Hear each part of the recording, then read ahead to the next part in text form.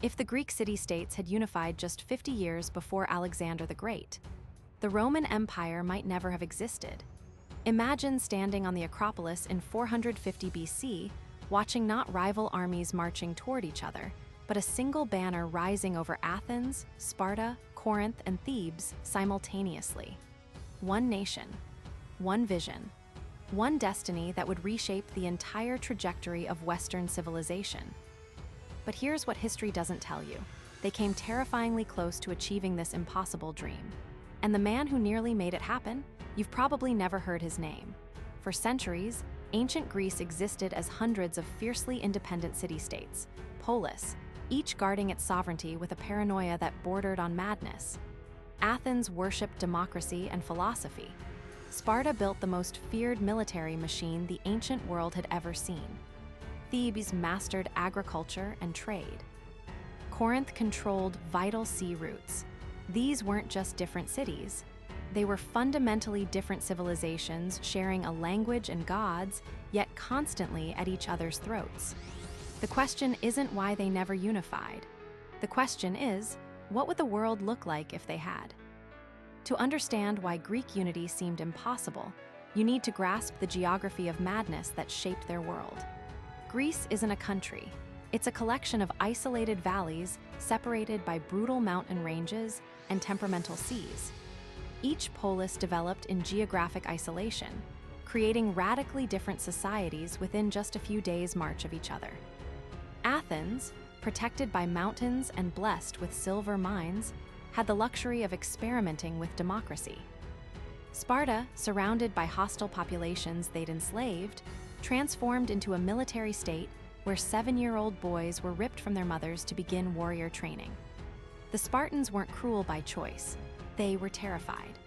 Their entire society was built on suppressing the Helot slaves who outnumbered them 10-1. Meanwhile, coastal cities like Corinth grew rich from trade, developing merchant cultures that seemed alien to landlocked agricultural communities. By 500 BC, these differences had crystallized into incompatible worldviews. Wars between city-states were constant, brutal, and personal. They shared festivals, Olympic games, and religious sanctuaries, but they could not share power. The very concept of surrendering local sovereignty to a central Greek authority was considered worse than death, until the Persians came. Our divergence point occurs in 478 BC, immediately after the Greek city-states somehow, miraculously, united to defeat the massive Persian invasion. In our timeline, this unity lasted approximately 5 minutes. The Delian League, formed under Athenian leadership, quickly devolved into Athenian imperialism, sowing the seeds of the devastating Peloponnesian War. But what if? In this alternate timeline, the charismatic Athenian statesman Cimon, who actually advocated for cooperation with Sparta, successfully convinces both powers that the Persian threat hasn't ended, it's only just begun. Archaeological evidence we have suggests Xerxes was already planning a third invasion. In our alternate history, Cimon reveals captured Persian documents proving this, documents that in our timeline were destroyed. Faced with undeniable evidence of existential threat, Athens and Sparta make an unprecedented decision, a formal political union, not an alliance, not a league, a sympilitia, a true merger of citizenship and governance. The Accord of Delphi, signed at the sacred site neutral to all Greeks, establishes the Hellenic Commonwealth. Athens contributes its navy and democratic institutions. Sparta provides its army and discipline. Smaller city-states, given genuine representation, join willingly. Within a decade, a unified Greek nation emerges from the Aegean to Sicily. Within 20 years, the unified Hellenic Commonwealth creates the most formidable military force the ancient world has ever seen, and it's not even close. Imagine combining Sparta's legendary infantry, trained from childhood in the art of war, with Athens' unmatched naval power and tactical innovation. The Spartan phalanx becomes the infantry corps, but now it's supported by Athenian-designed siege engines, Corinthian naval logistics, and Theban cavalry tactics. The result is a military machine that's simultaneously land and sea dominant. By 450 BC, the Commonwealth launches what historians in this timeline call the Great Eastern Campaign. Unlike Alexander's later conquest, this isn't one man's ego trip. It's a coordinated nation-state systematically securing its borders. Persia, still reeling from its earlier defeats and now facing a truly united Greece, sues for peace after losing 3 major battles in Asia Minor. The Treaty of 449 BC, far more favorable than our timeline's Peace of Calais, recognizes Greek sovereignty over all Aegean islands, the western coast of Anatolia, and guarantees free passage through the Hellespont. But here's where it gets interesting. Without internal Greek wars consuming their resources, the Commonwealth turns its engineering genius toward infrastructure. Roads connect every major polis. A standardized currency replaces hundreds of local coins. The Library of Athens becomes an empire-funded institution, collecting knowledge from across the known world. Here's where this timeline does something no ancient civilization had ever attempted: scaling democracy to a multi-city empire. The Constitutional Congress of 445 BC creates a bicameral system that's shockingly modern. The lower assembly includes representatives from every polis, elected by their citizens. Yes, still limited to free men, but it's 445 BC. The upper council consists of generals and strategists elected by the army itself, ensuring military expertise guides defense policy. This hybrid system balances Athenian democratic ideals with Spartan military pragmatism. Women in this timeline gain limited political rights 50 years earlier than they would have otherwise, not from enlightenment, but from necessity. With so many men in military service, women in commercial city-states like Corinth begin managing businesses, and economic power inevitably translates to political voice. The philosopher Aspasia, in our timeline just Pericles' partner, becomes the Commonwealth's first female council member, representing economic interests. Most radically, the Commonwealth begins a gradual, controlled emancipation of Helots. The Spartan elite resist violently at first, but the central government makes it clear: you cannot build a stable nation on a foundation of mass slavery. It takes generations, but by 400 BC, former Helots are serving in the military, earning citizenship through service. The social engineering is brutal and imperfect, but it's happening. With political stability comes an explosion of culture that makes our timeline's golden age look like a rehearsal. State funding pours into the arts on an unprecedented scale.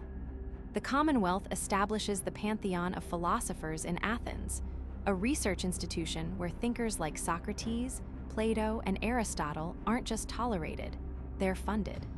Socrates, in our timeline executed for corrupting youth, becomes the Commonwealth's first minister of education. His dialogues aren't just philosophical exercises, they're foundational texts taught in newly established public schools across every major polis. Aristotle's scientific method receives military funding, leading to breakthroughs in engineering, medicine, and natural philosophy centuries ahead of schedule. The theatrical traditions of Athens spread to every city, but now they're mixed with Spartan military poetry and Corinthian musical innovations. A new, unified Greek culture emerges, one that celebrates both warrior virtues and philosophical wisdom. The Olympic Games transform from religious festival to political institution, where the Commonwealth showcases its unity to the world. Athletes compete not for their home polis, but for Greece itself. By 400 BC, the concept of being Greek means something it never could in our timeline: being a citizen of a nation, not just a city-state. This identity crystallizes during the construction of the Great Hellenic Highway, connecting Athens to Sparta to Thebes, symbolizing permanent unity. By 350 BC, the unified Hellenic Commonwealth faces west, toward an emerging threat that in our timeline would eventually conquer all of Greece: Rome. But this isn't our timeline. Rome is still a regional power struggling to control the Italian peninsula when Greek explorers, traders, and eventually settlers begin establishing outposts in southern Italy and Sicily with full Commonwealth backing. In our timeline, these Greek colonies, Magna Graecia, were isolated and eventually absorbed by Rome. Not here. Here, they're forward military bases of a Mediterranean superpower. When Rome attempts to expand southward in the Latin Wars, they encounter not scattered Greek city-states, but coordinated Commonwealth legions. The Battle of Tarentum in 338 BC becomes one of history's great what-ifs. 30,000 Roman legionaries face an equal Greek force that combines Spartan discipline, Athenian tactics, and superior siege equipment. The Romans fight valiantly, but they've never faced anything like the integrated Greek military system. The defeat isn't crushing, Rome isn't destroyed, but it establishes clear boundaries. A treaty divides the Mediterranean into spheres of influence.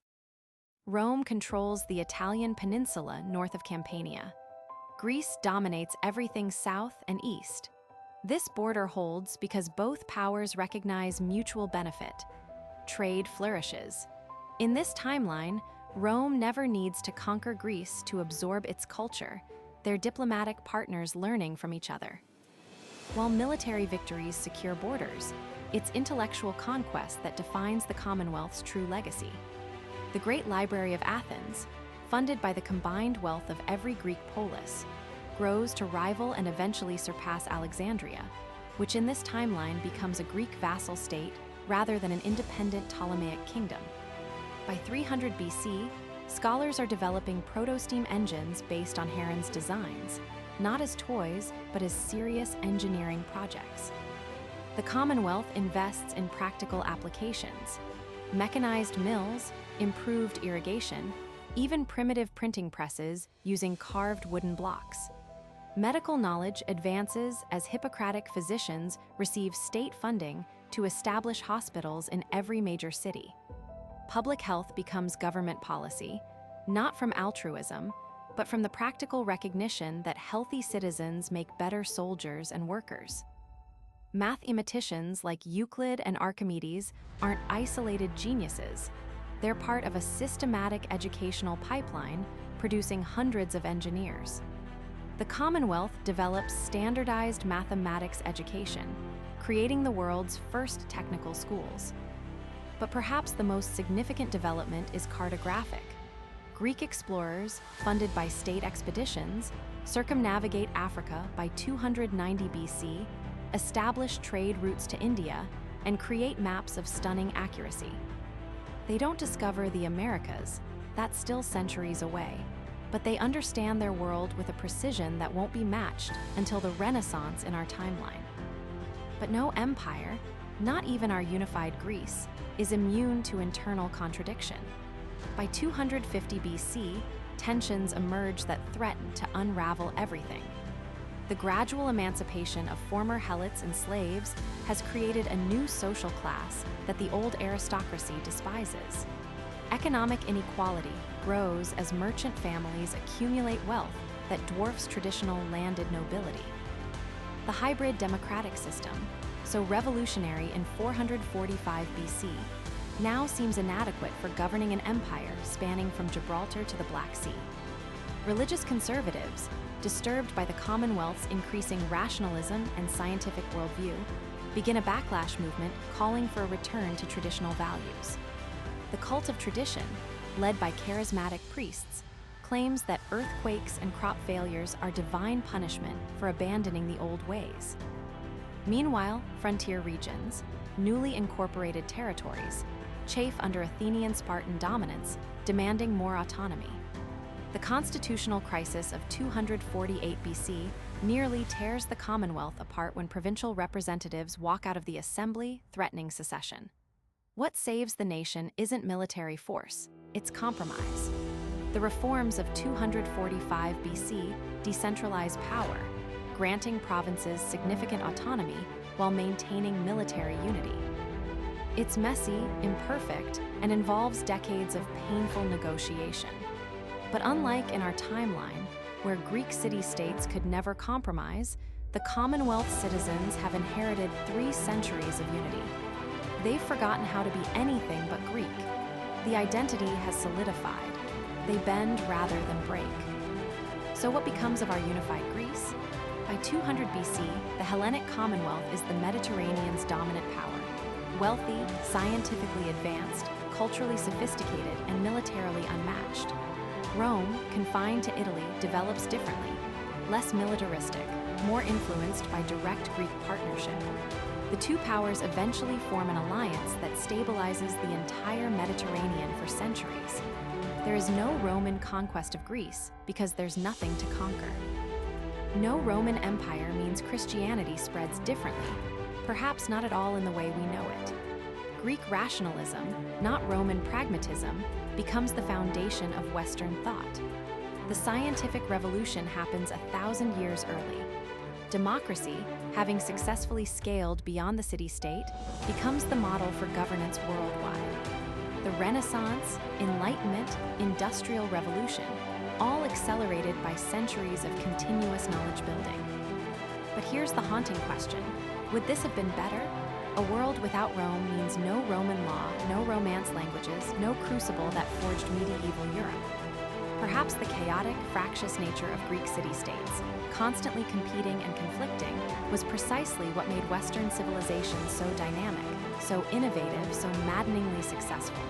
Maybe the price of Greek unity would have been stagnation. We'll never know. History chose fragmentation over unity. But on quiet nights, when you see stars the Greeks named and read philosophies they wrote, you might wonder, what if they had stood together? What world did we lose?